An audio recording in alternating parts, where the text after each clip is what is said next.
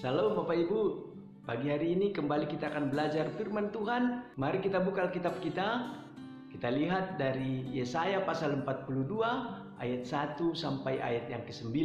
Bapak Ibu dan saudara-saudara yang dikasihi Tuhan, berdasarkan teks ini kita akan merenungkan sebuah tema, hidup yang diperkenan Allah.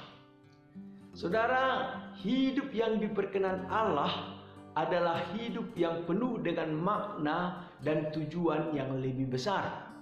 Dalam Yesaya pasal 42 ayat 1 sampai 9, kita dapat melihat bahwa Allah telah memilih hambanya yang diperkenannya untuk menjalani hidup yang penuh dengan Roh Kudus, setia kepada kehendaknya dan membawa penyelamatan bagi orang lain.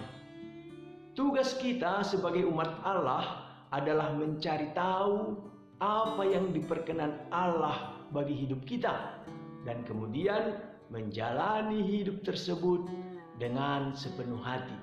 Saudara, ada 3 hal yang dapat kita pelajari dari teks yang sudah kita baca pagi ini, saudara-saudara.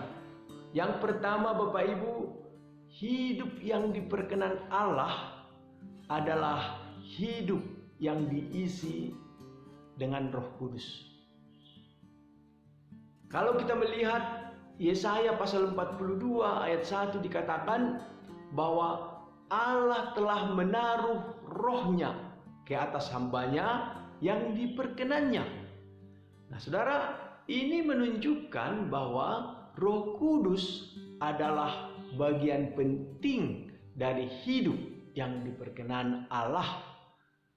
Roh Kudus, saudara, memberikan kekuatan kepada kita untuk menjalani hidup sesuai dengan kehendak Allah dan menyatakan hukum kepada bangsa-bangsa seperti yang dikatakan dalam pembacaan kita tadi.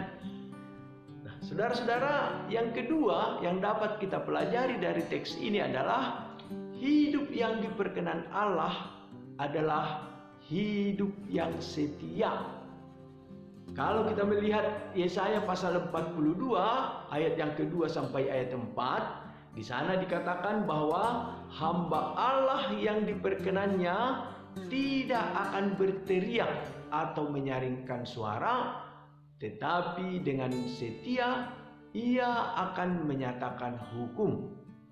Saudara, setia kepada Allah artinya tidak menyimpang dari ajaran-ajaran Allah, tidak mengikuti hawa nafsu atau keinginan duniawi, dan terus bertahan dalam kebenaran walaupun terkadang sulit.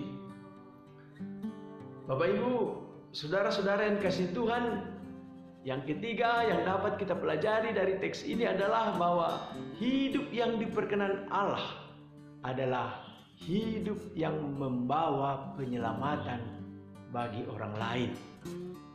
Di dalam pembacaan kita di dalam Yesaya 42, khususnya di ayat 6 dan ayat yang ke-7, di sana dikatakan bahwa Allah membentuk hambanya yang diperkenannya menjadi perjanjian bagi umat manusia, menjadi terang untuk bangsa-bangsa, untuk membuka mata yang buta dan mengeluarkan orang hukuman dari tempat tahanan. Hidup yang diperkenan Allah, saudaraku, adalah hidup yang menjadi berkat bagi orang lain, memberikan penyelamatan kepada mereka yang masih dalam kegelapan.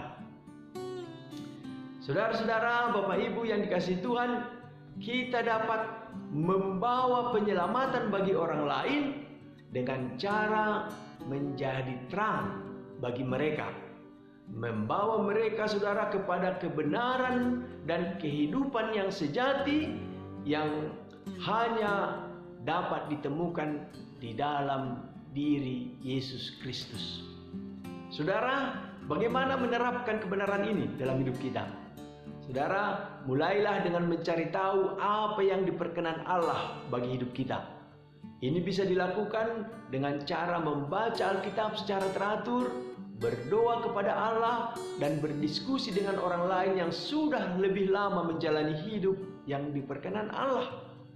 Nah, setelah mengetahui apa yang diperkenan Allah bagi hidup kita, jalanilah hidup tersebut dengan sepenuh hati.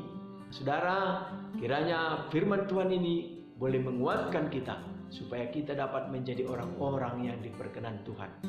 Kiranya Tuhan memberkati kita. Mari kita berdoa. Terima kasih Tuhan untuk firman-Mu yang boleh kami renungkan pada pagi hari ini. Tolonglah kami supaya dalam sepanjang hidup kami berusaha untuk menjadi orang-orang yang diperkenan Tuhan. Kalau kami menjadi orang yang diperkenan Tuhan, maka kami akan dapat menjalani hidup dengan mengandalkan Tuhan, dan Tuhan akan selalu menuntun di dalam setiap langkah hidup kami. Terpuji nama-Mu Tuhan, di dalam nama Yesus. Amin.